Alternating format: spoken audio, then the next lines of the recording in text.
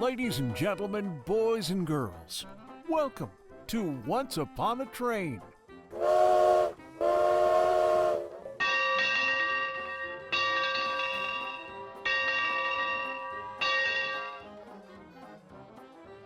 Welcome everyone to Once Upon a Train. I'm your conductor, Michael Campbell. Walt Disney World is home to several railroads, but only one of them is genuinely steam-powered. Today's journey takes us from Anaheim into Mexico, through Tampa, and finally to a dream called Walt Disney World. We've got a clean stack and clear track, so welcome aboard. Disneyland's success in the 1950s led it to being surrounded by hotels, motels, diners, and strip malls. This always bothered Walt Disney, who wanted to give his guests an attractive approach to his park. Concurrently, Walt was concerned with the struggles affecting American cities in the 1960s. This led to his vision for an experimental prototype community of tomorrow, what we now know as Epcot. Creating an entire city, even with corporate sponsors, would take a tremendous amount of money. Roy Disney convinced his brother that building a Disneyland-like park near Epcot would provide much-needed cash flow to help fund the project. Walt Disney Productions bought about 43 square miles of Central Florida in the early 1960s. All this land helped ensure that the first 20 minutes of guests' experiences would be Disney-designed, relaxing, meticulously groomed landscapes. Rather than simply being a duplicate of Disneyland, Walt wanted this new Magic Kingdom park to be bigger and better than its West Coast sister.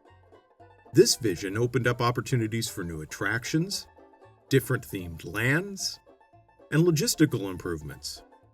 One key aspect of Disneyland would not change, though. The Magic Kingdom would be surrounded by a train. Sadly, Walt Disney passed away before detailed designs of Disney World were final. But the remarkable team that Walt had assembled were eminently capable of creating magic. This included building an epic railroad for this new park. As we discussed in another episode, the third and fourth locomotives at Disneyland were not custom-built, but were narrow-gauge originals. These were restored and plussed in Imagineering lingo. Using existing locomotives not only saved money, but precious time. It was decided to use the same approach for Walt Disney World.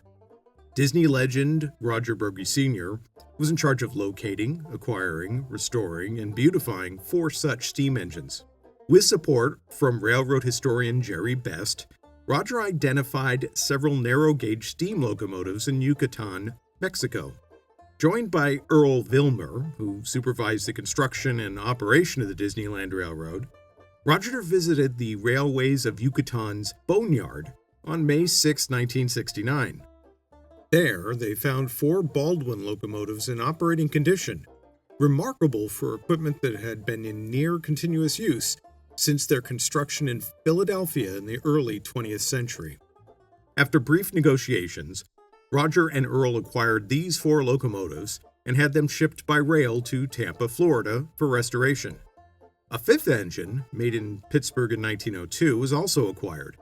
Upon closer examination, it was deemed to be in too poor condition to restore and was subsequently sold.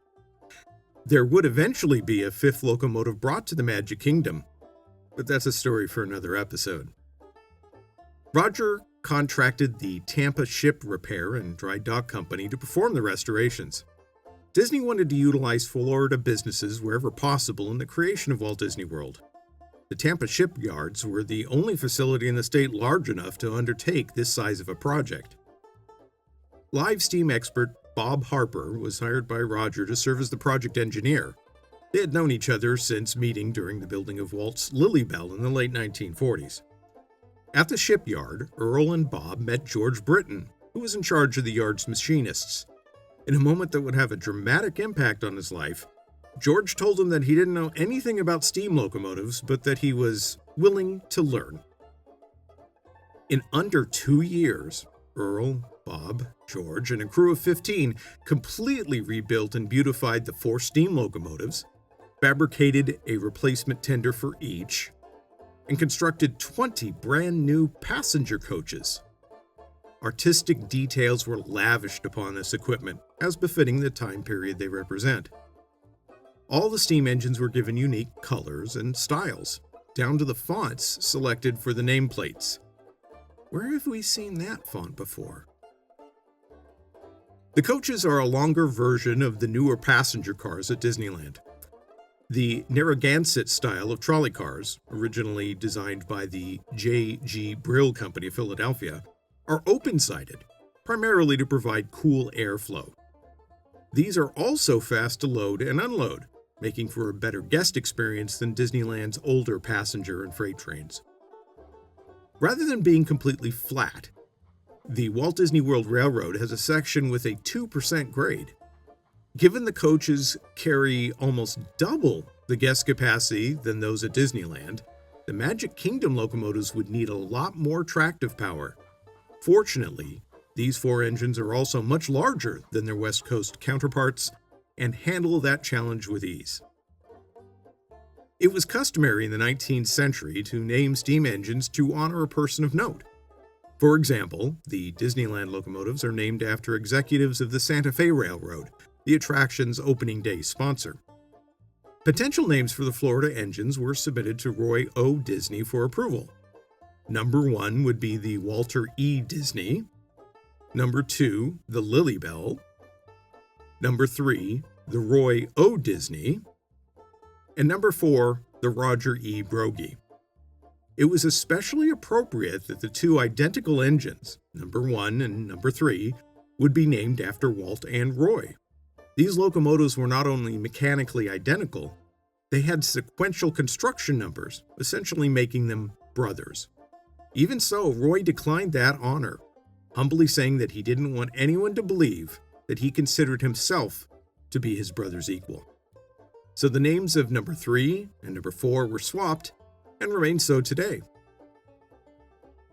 The first view that greets guests as they arrive at the Magic Kingdom is the stately Main Street USA station. It's based on the Saratoga Springs station of the Delaware and Hudson Railroad in New York. This magnificent structure was built in 1871 and burned down in 1899. The Florida version varies in that the loading areas are longer and covered to provide protection from frequent showers.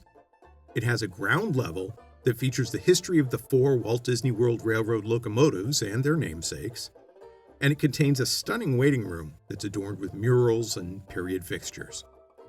It was also the only operating station when the park opened in 1971, meaning that guests could only make a Grand Circle tour. Did you know that the design of the Magic Kingdom's Main Street USA station was originally intended for Disneyland? I learned this while researching artifacts for the All Aboard, a celebration of Walt's trains exhibition I curated at the Walt Disney Family Museum in 2014. More on that in another episode.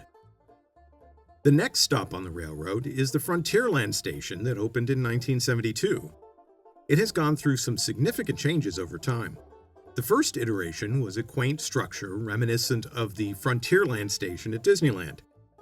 That was torn down during the construction of Splash Mountain in 1990 and replaced with a more rustic building that sits atop the entrance to that attraction. The station structure was recently refurbished and now wears a more colorful palette, presumably to make a better transition to the new Tiana's Bayou Adventure update to Splash Mountain. The final stop on the Walt Disney World Railroad is the relatively new Fantasyland station. The construction of Mickey's Birthday Land in 1988 included fabrication of a much-needed third station. This original structure was whimsical, if a bit Spartan. Nearby was the railroad's only functional water tower, the one in Frontierland being removed when the depot was removed. The name of the Mickey's Birthday Land area changed a few times. It became Mickey's Starland in 1990. This briefly gave way to Mickey's Toyland in 1995, and finally Mickey's Toontown Fair in 1996.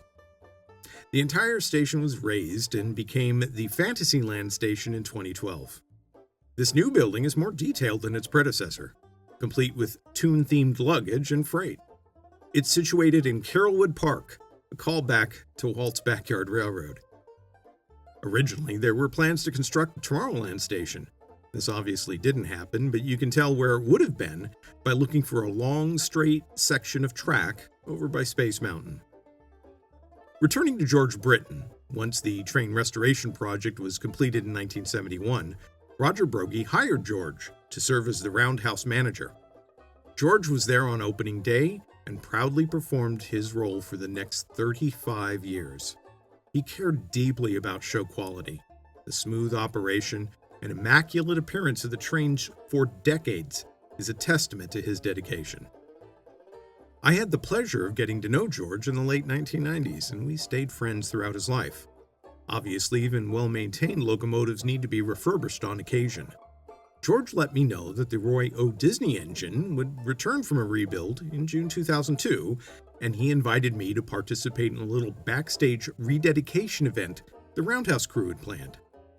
Having gladly accepted the invitation, it occurred to me that Roy Edward Disney might like to join this small celebration. I'd gotten to know Roy a few years before then, and with George's concurrence, I invited him to join us. Roy was touched by the offer and arranged his schedule to attend. When the park's senior management learned of Roy's visit, the event was plussed to be an on-stage event. I suggested some ideas to make this a special treat for both guests and cast members that day. Park management liked these concepts, and I wrote the script for this show. It would include a little history about Walt and trains, some character comedy, and a spectacular entrance of the Roy O. Disney locomotive with Roy Edward Disney in the cab. This celebration took place on a hot and humid June 6, 2002. Walt Disney Entertainment added some magic to the show that made it even more spectacular. I used this event to surprise George with a Lifetime Achievement Award from the Carolwood Pacific Historical Society, of which I was president. George, it's my pleasure to present to you our society's highest honor, the Walt Disney Railroad Preservation Award. He also recognized the railroad's wonderful cast members, most of whom were on the Main Street Station platform with us. My script included an appearance by Mickey Mouse and Goofy. I was surprised myself when the train rolled into the station with literally dozens of other characters riding in the passenger coaches. As each of these characters disembarked, they shook hands with Roy. When I was a little kid, I got to ride on Walt's Carolwood Pacific train that went around his house, and I was the first person that managed to derail the boxcar I was sitting in. And he didn't let me ride on it for a long time after that. But now I got on the big one, Walt, so I guess I can do it anytime I want. On the stage, Roy shared some personal memories of his Uncle Walt and trains, and ad-libbed some jokes when I presented him with a precise scale model of his dad's locomotive. To close the show, Roy climbed into the engineer's seat, and after a hearty "all aboard" and fireworks, he blew the whistle twice, and we were on our way. Later, there were many opportunities for photos with Roy and the cast of the Walt Disney World Railroad. It was a fitting tribute to Roy Oliver Disney and the countless cast members who have taken and take meticulous care of these magnificent trains. On October 21st, 2003, we held a similar rededication for the newly refurbished Roger E. Brogy steam engine. Once again, there was a special show at Main Street Station, this time featuring sons of Roger Brogy, Michael Brogy and Roger Brogy Jr. This time, we continued the celebration with a tour of the Walt Disney World Railroad Roundhouse. We were honored to be joined that day by other members of the Brogy family, Engineer Mickey, Joel Fritchie, one of Imagineering's railroading specialists, and Tinkerbell. Her name is Margaret Carey, but Disney legend Mark Davis based Tinkerbell's looks, movements, and even her personality on Margaret. There have been a fair amount of Walt Disney World Railroad merchandise and collectibles created since 1971. Many of these products are pins, Christmas ornaments, and iterations of the attraction posters, such as this framed mirror. We made patches for each of the rededication events as well as George's retirement. The various train sets the park sold over the past 50 years are more toys than model trains in the classic sense. Even so, these open a door to the wonderful world of model railroading for children of all ages. A large-scale set has taken several forms, starting with this new bright version that was sold at Sears in 1988. The most recent version is a Lionel product. This is especially appropriate given the history of Walt Disney and Lionel that we discuss in another episode. A couple of HO scale train sets have been offered at Walt Disney World. Additionally, a model of the Main Street USA station was sold a few years ago. It's labeled as HO scale, but is larger than that. It's more O scale. Not technically merchandise, but still collectible, are these two items. This is a ticket that was given out to special guests during the Toontown Fair era. Similar in concept to Disneyland's Lily Bell coach tickets, the Magic Kingdom version is quite rare. And this, as you likely recognize, is a conductor's hat and badge that cast members wear when working on the railroad. Among the products I've created, a few relate to the Walt Disney World Railroad. For the Roger E. Broggie dedication, we made this framed pin set. The background is a custom watercolor by Sandy McGowan. The pins were designed by Mike Lima, who also created the Disneyland Lily Bell pin, and all of this was produced by Pin USA. Additionally, I helped 4 companies develop model trains based on the WDWRR. One was going to be more accurate HO and N scale models of the trains, starting with the excursion cars. Another product was to be wooden railway trains, the type often associated with the tank engine who must not be named. Much larger is this G-gauge model of the Walter E. Disney engine by Heartland Locomotive Works.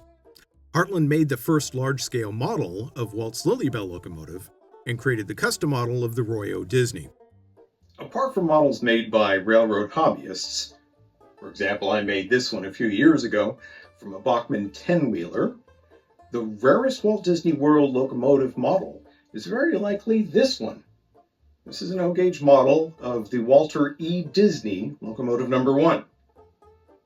This prototype ran at the 2011 Trains of Disney event at the Disney Gallery in Disneyland.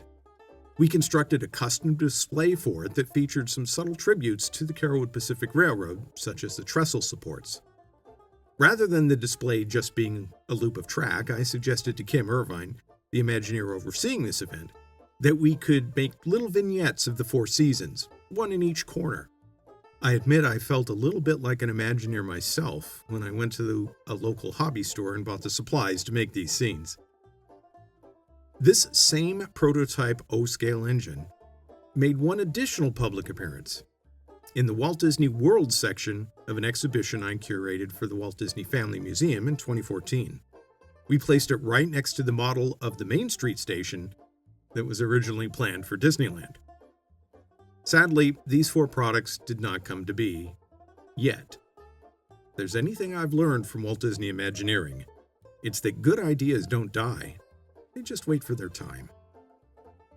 I want to thank Michael Aronson, Steve Burns, Steve DeGaetano, Mike Lima, and Tom Morris for their kind assistance with the research and images for this episode. And as always, I thank you for joining us on a grand circle tour on Once Upon a Train. Until next time, happy rails. Thank you for joining us. We hope you enjoyed this grand circle tour on Once Upon a Train.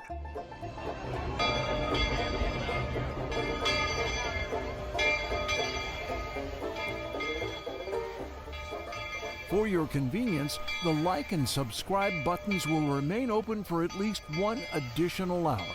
Thank you.